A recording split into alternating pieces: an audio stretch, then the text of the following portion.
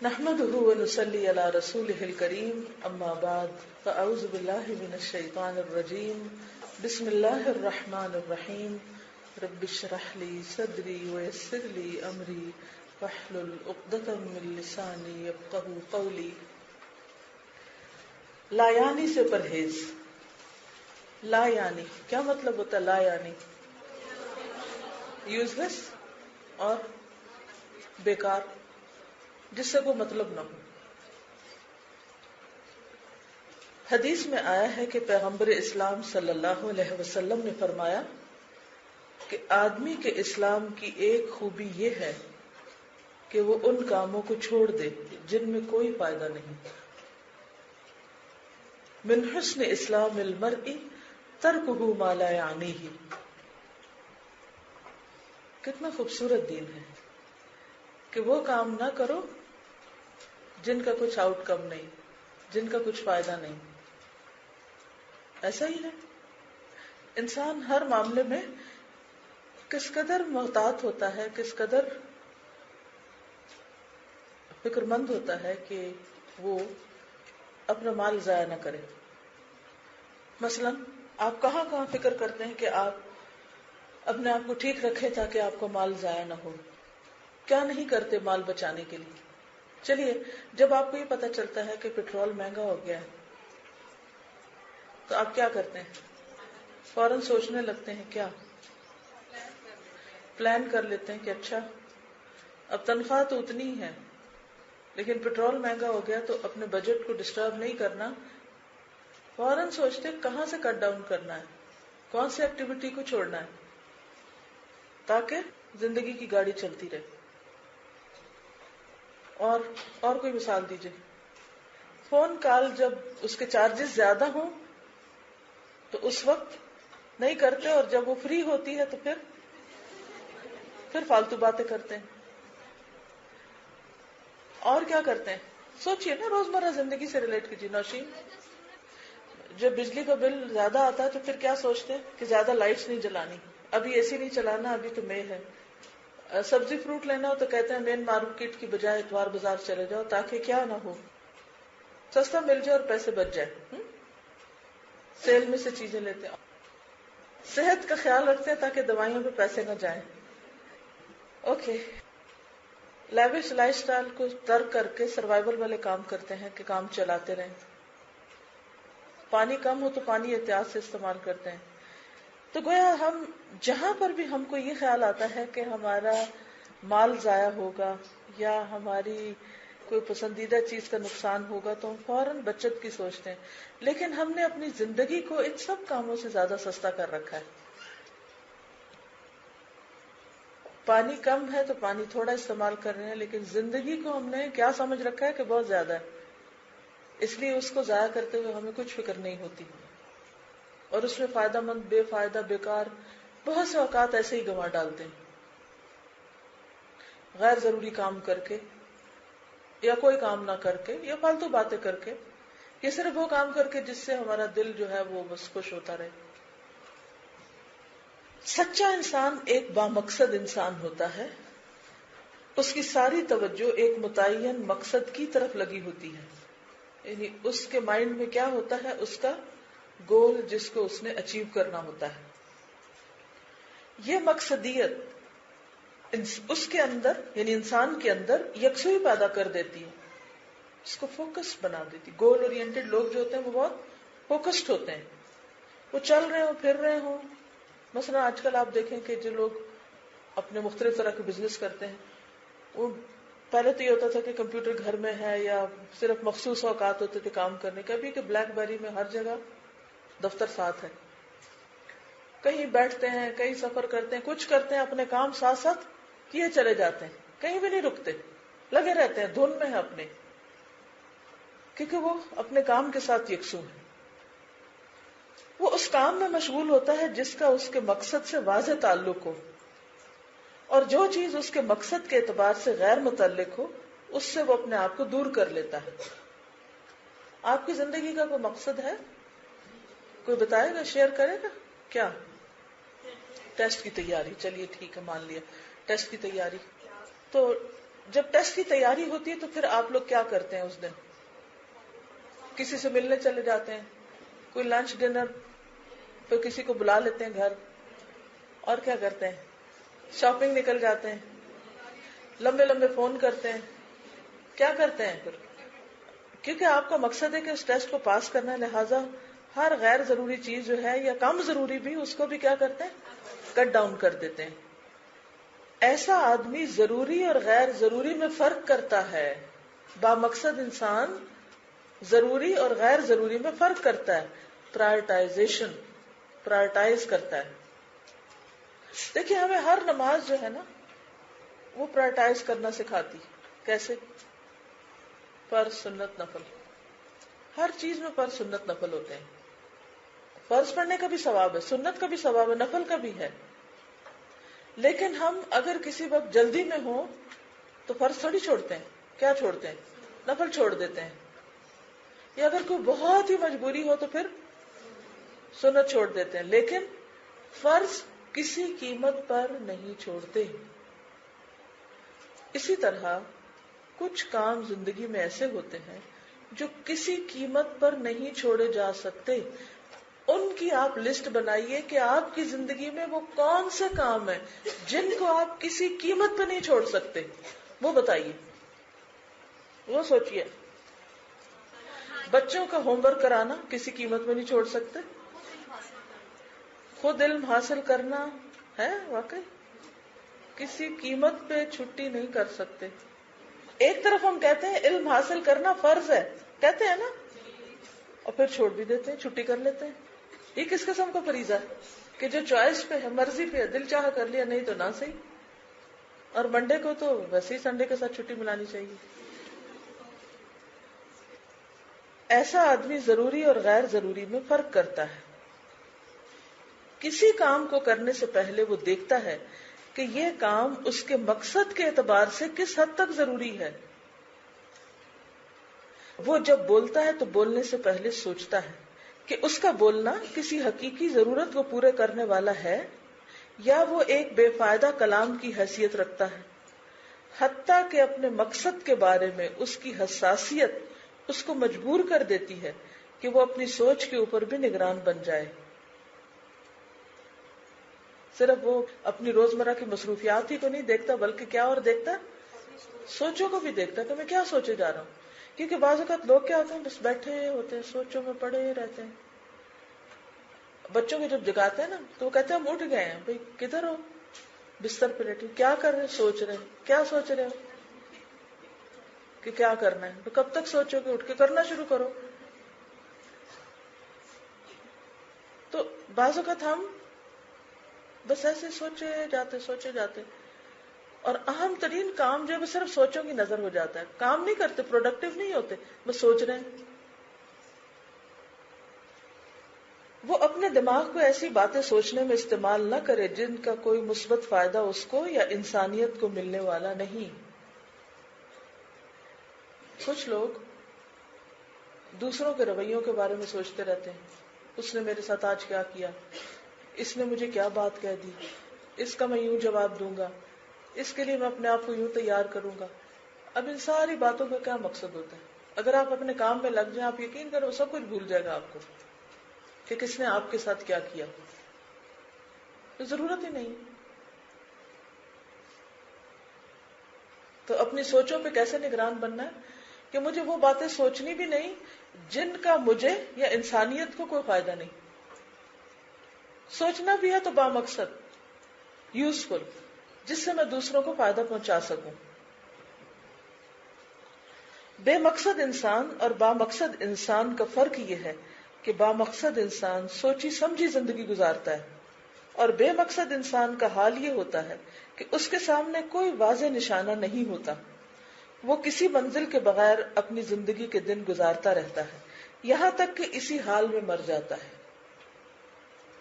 سچا انسان وہ ہے جو با اصول انسان ہو. ایسے انسان کی سرگرمیاں اصول کے تحت ہوتی ہیں، نہ کہ محض ذاتی خواہش کے تحت.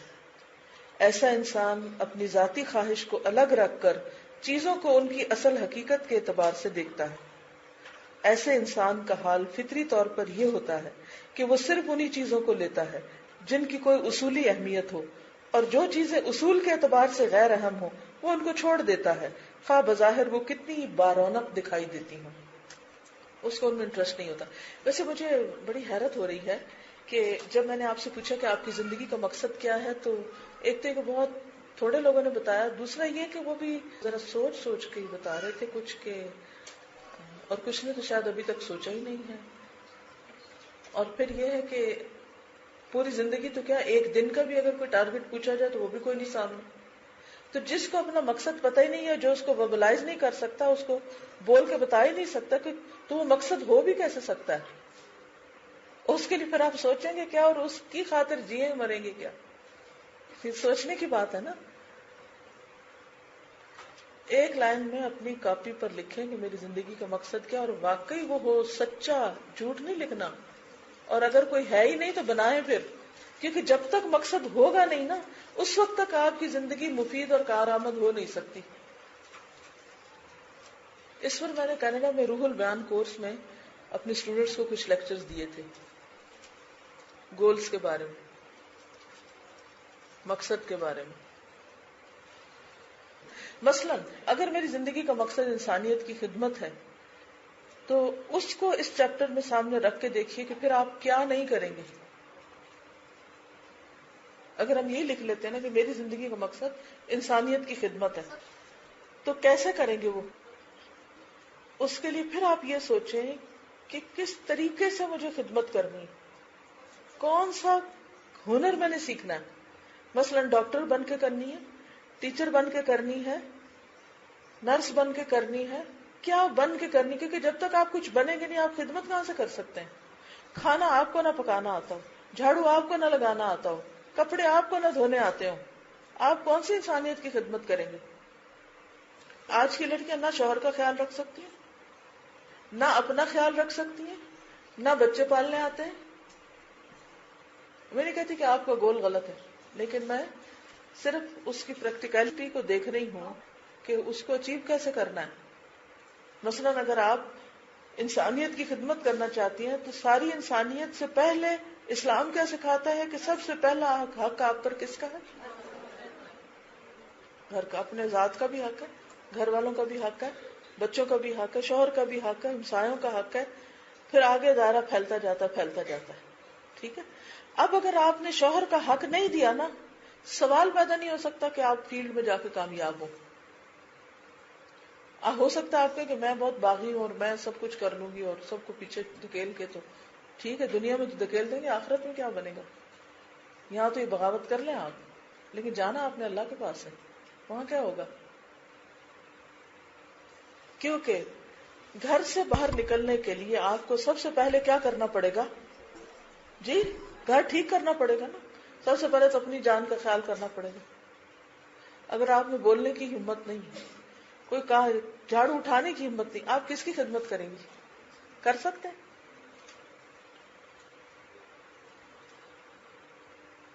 بہت سے بچے جو ٹاپ کرتے ہیں نا، ان سے پوچھتے ہیں آپ کیا کریں گے، تو وہ انہوں نے کچھ تو کہنا ہوتا ہے، وہ کہتے ہیں ڈاکٹر بن کر انسانیت کی خدمت کریں گے۔ اچھا، اب ڈاکٹر بننے کے لیے جو محنت درکار ہے اور پھر ڈاکٹر بن کر بھی جو کام کرنا ہے، وہ کتنے لوگ کرتے ہیں؟ اس وقت سب کو بھول جاتا ہے، کیونکہ وہ مقصد واضح نہیں ہوتا، صرف سنی سنائی باتیں ہوتی۔ اس لیے سب سے پہلے تو آپ اپنے بڑے مقصد کو ڈیفائن کریں، اور پھر اس بڑے تک پہنچنے کے لیے سٹیپس کیا کیا ہیں، اور آپ کون سے نمبر پہ کھڑے ہیں یہ بھی دیکھیں۔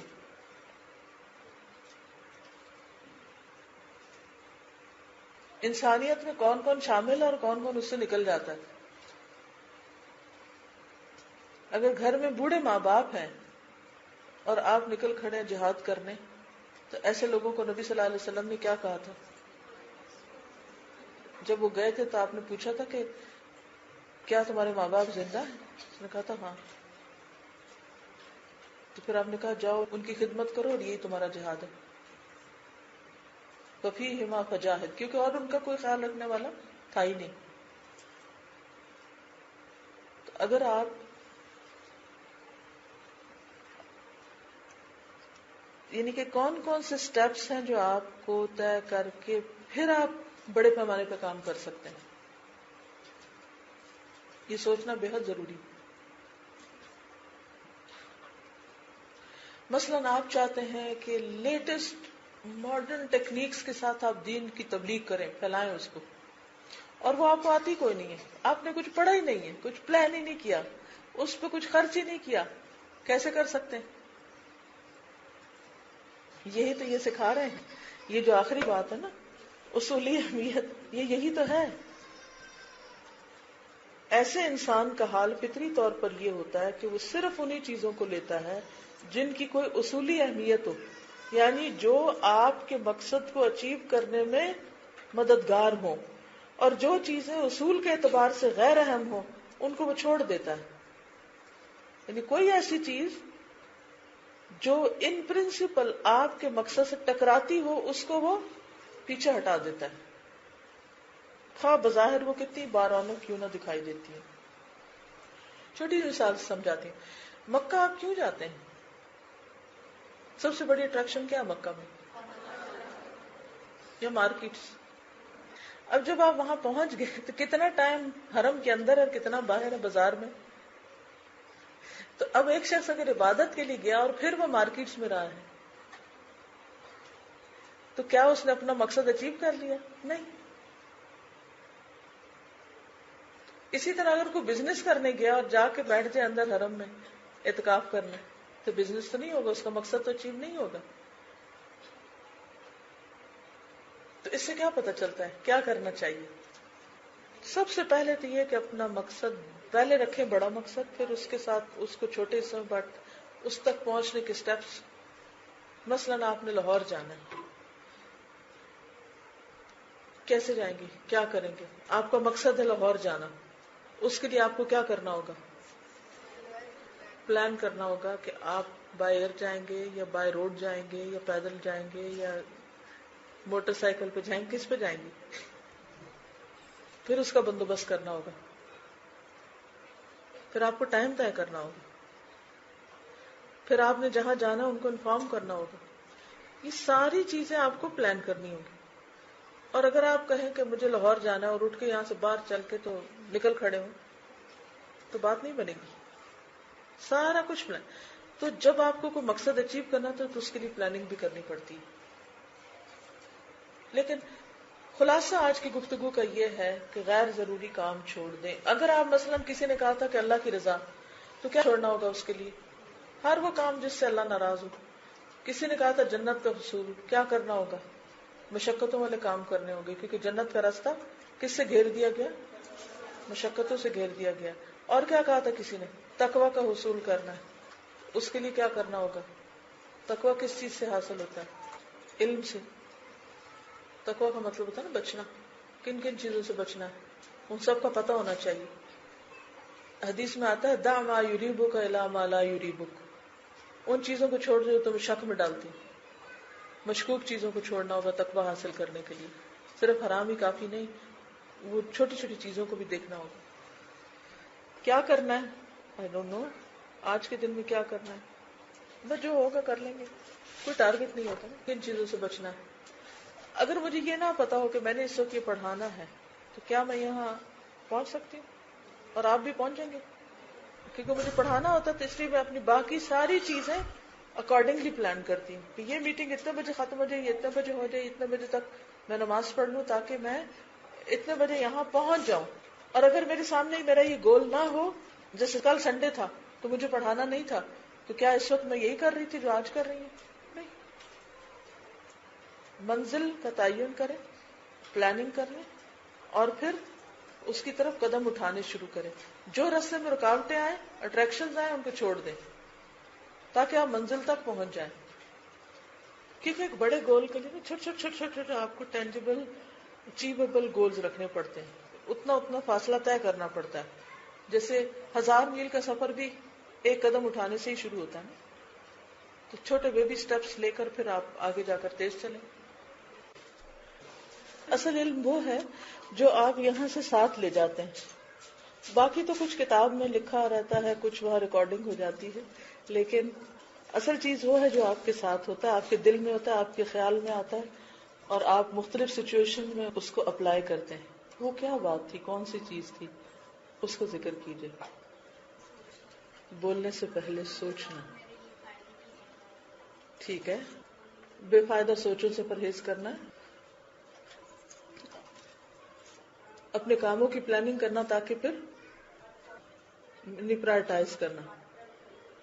میں نے اپنی دعاؤں میں آج کی دعا جو لکھی تھی، شاید میں نے پہلے بھی ذکر کیا تھا کہ ہر روز میں کوئی ایک خاص دعا مانگتی ہوں، اور وہ خاص دعا جو ہوتی ہے وہ نتیجہ ہوتی ہے اسی طرح کی، یا تو کوئی سچویشن سامنے آتی ہے، یا کوئی ذہن میں پریشانی آتی ہے، یا کوئی چیز میں دیکھتی ہوں، یا کچھ پڑھاتی ہوں تو اس کے بعد وہ دل کھلتا ہے، اور یا کچھ پڑھتی ہوں تو اس میں جو آج کی میری دعا تھی کہ یا اللہ مجھے دشمنوں کے شر، شیطان کے وسوسوں، اپنے نفس کی خرابیوں اور بدعمالیوں سے بچا، اس سے مجھے محفوظ رکھ، ان چیزوں سے مجھے چھٹکارا دے۔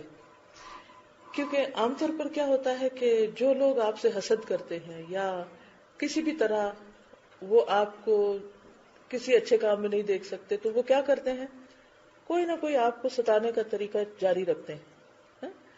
دوسرا کیا ہوتا ہے کہ شیطان آ کے وسوسے ڈالتا رہتا ہے، تمہیں نہیں پتا کیا ہو جائے گا، یہ جو پڑھا رہے ہو تو اس کا کیا ہوگا، تو وہ جو تم نے اللہ کے راستے میں کیا ہے تو اس کا تو یہ ہو جائے گا، اس کا تو کوئی فائدہ نہیں۔ اور پھر اپنے نفس کا شر کیا ہے کہ انسان کبھی غفلت اختیار کرتا ہے، کبھی اپنے اندر کوئی بدگمانیاں پلنے لگتی ہیں یا کوئی اور اس طرح کی چیزیں، اور اسی طرح جو پھر ہم سوچتے ہیں نا وہ ہمارے عمل میں بھی آتا ہے، تو ایک چین چل پڑتی ہے نا، تو پھر بدعملی اسی کے نتیجے میں آتی ہے۔ تو ہوتا یہ کہ اذان کے بعد جیسے دعائیں قبول ہوتی ہیں نا، قبولیت کے اوقات میں سے، تو آپ بھی اس طرح کریں کہ یا تو کوئی ڈائری بنا لیں، یا پھر آپ اسٹکی نوٹس ہوتے ہیں ان کو لے کے اس پہ لکھ کے ایسی جو بھی دل میں دعا ہے کہیں چپکا دیں، جب آذان سنیں جواب دیں، اور اس کے بعد خاص طور پر وہ دعا مانگیں، ٹھیک ہے نا۔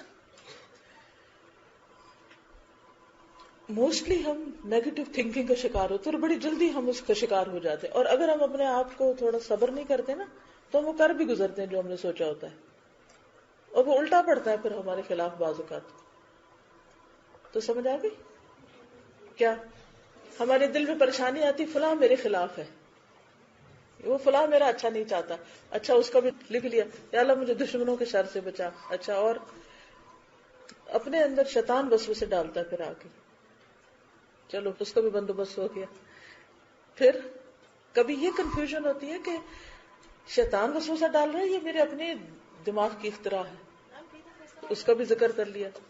تو ومن سیئات اعمالنا کی جو بات ہے نا کہ یا اللہ ہمیں ہمارے اعمال کی برائیوں کا جو وبال ہے اس سے بھی بچا، کیونکہ کوئی گناہ ہوتا نہیں مگر یہ کہ اس کا نتیجہ تو سامنے آنا ہے۔ تو کیا ہم تیار ہیں اپنے گناہوں کا نتیجہ بھگتنے کے لیے؟ ہے تیار؟ یعنی جو کام ہم نے کیا ہے اس کی ذمہ داری کسی اور پہ تو نہیں پڑے گی، یہ پڑے گی ہم نہیں لینی ہے نا، پھر ہم کیوں بھولے ہوئے، ہم کس دھوکے کا شکار ہیں؟ اور اسلام کی خوبصورتی کیا ہے؟ تو اس میں میں ایک چیز یہ بھی سوچ رہی تھی کہ کن چیزوں میں ہمارا وقت ضائع ہوتا ہے، کون سی چیزیں غیر ضروری ہیں جو ہم کرتے ہیں۔ تو اس میں سے ایک مجھے کہاوت یاد آئی کہ پیسے ہوئے آٹے کو مت پیسو، پیسے ہوئے آٹے کو مت پیسو۔ بہت ٹائم ہم یہی کر رہے ہوتے ہیں۔ مثلا پیسے ہوئے آٹے کو کیسے پیستے ہیں؟ اگر آٹا پیسا ہوا ہے نا، اگر آپ پھر اس کو پیسنے لگ گئے تو آپ کیا کر رہے ہیں؟ Is it a productive thing? اس کو کوئی فائدہ ہے؟ This is totally time waster. مثلا جو چیز گزر گئی اور پھر اس کو آپ پیچھے پڑے اسے چھوڑتے نہیں ہیں، اور بال کی کھال اتارتے رہنا، اور اچھا ایسے بھی ہوتا ہے کہ مثلا میرے نزدیک پیسے ہوئے آٹے کو پیسنا کیا ہے، مثلا دوپٹہ میں نے اوڑا ہوا ہے تو اب اس کی استری کتنی خراب ہو جائے گی ایک دفعہ اوڑ کے، کتنی ہوگی میکسیمم؟ بہت سے لوگ میں نے دیکھا ہر روز گاؤن استری کرتے ہیں، ہر روز اسکارف استری کرتے ہیں، وقت نہیں لگتا اس پہ، بجلی نہیں لگتی. ہمارے ملک میں بجلی کا کتنا بحران ہے. مثلا اگر میں نے ایک دفعہ گاؤن پہنا ہے، ٹھیک ہے استری ہو گیا ہے، اب روز کیا ضرورت ہے اس کو استری کرنے کی؟ نہیں ضرورت. مثلا آج جو میں نے کل کپڑے پہنے تو وہی پہنے اور استری نہیں کیے، جیسے اتار کے رکھے ویسے ہی پہنے. ایک ریزنیبل معقول ہونا چاہیے. ایسا نہیں لگنا چاہیے کہ آپ وہ ہر چیز کرمپل ہو اور آپ اوپر لے کے آ جاؤ بے وقوف بن کے. لیکن اگر آپ نے دوپٹہ اتار کے پراپر طے کر کے رکھ دیا ہے، گاؤن اتار کے ٹانگ دیا ہے، کپڑے اتار کے لٹکا دیے ہیں، تو اگر اس وقت میں اس میں بیٹھ سکتی ہوں تو کل کیوں نہیں بیٹھ سکتی؟ اگر یہ میلا نہیں ہوا، اگر ٹھیک ہے اگر اسمیل آ رہی ہے، میلا ہو گیا، وہ تو ایک الگ بات ہے. لیکن اگر آج میں اس گاؤن میں آپ کے سامنے آئی ہوں تو کل میں اس میں کیوں نہیں آ سکتی؟ کیا آپ کا اور کوئی کام نہیں سوائے اس کے کہ دیکھیں کہ میرے گاؤن میں کتنی سلوٹیں؟ ہم خود دیکھ رہے ہوتے ہیں، ہم خود دیکھ رہے ہوتے ہیں. تو یہ پیسے ہوئے آٹے کو پیسنا ہے. تھوڑی سی احتیاط کے ساتھ آپ بہت ساری چیزیں ری یوز کر سکتے ہیں ویسے بھی. اور ہاں بار بار کنگھی کرتے رہنا. اس میں یہ بھی آتا ہے ایک بات کو بار بار دہراتے رہنا، unnecessary repetition. اچھا مثلا اگر آپ نے ڈرائیور کو کچھ کہہ دیا، پھر تھوڑی دیر بعد وہی بات کریں اس کو، پھر تھوڑی دیر بعد وہی بات اس کو کریں. بھی ایک دفعہ کہہ دیا بات ختم، اب آگے چلو. اچھا بچوں کو ساتھ بھی ہم یہی کرتے، موقع تو دیں. اجازت چاہتی ہوں. سبحانک اللہم و بحمدک، نشہد ان لا الہ الا انت، نستغفرک و نتوب الیک. السلام علیکم و رحمۃ اللہ.